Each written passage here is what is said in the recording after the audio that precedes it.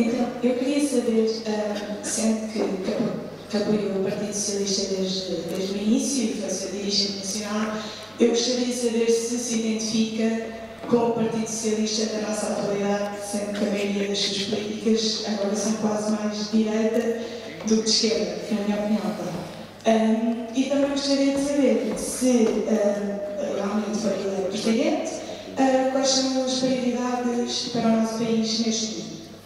Com muita honra do Partido Socialista, é a minha família política.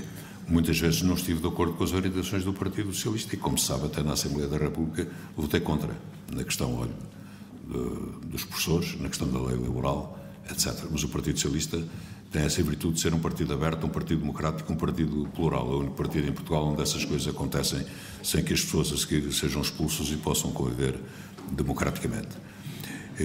Mas neste momento eu sou candidato à presidência da República e tenho o apoio do Partido Socialista, e há muitas políticas do Partido Socialista com as quais eu me identifico, nomeadamente aquelas que vão ficar para a história e que foram as que trouxeram as modificações em questões de civilização. A lei do divórcio, por exemplo, não é?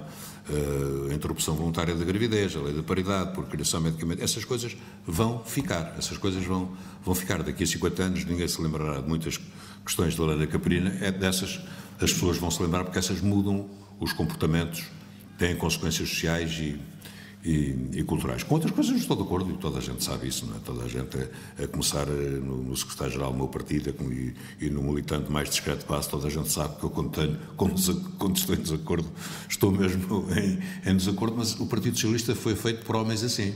Foi feito por homens assim.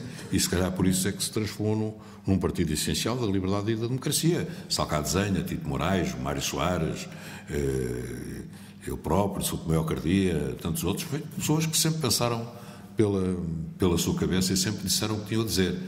Quando havia ditadura, depois da Revolução e num período conturbado, e sempre disseram dentro e fora do Partido Socialista.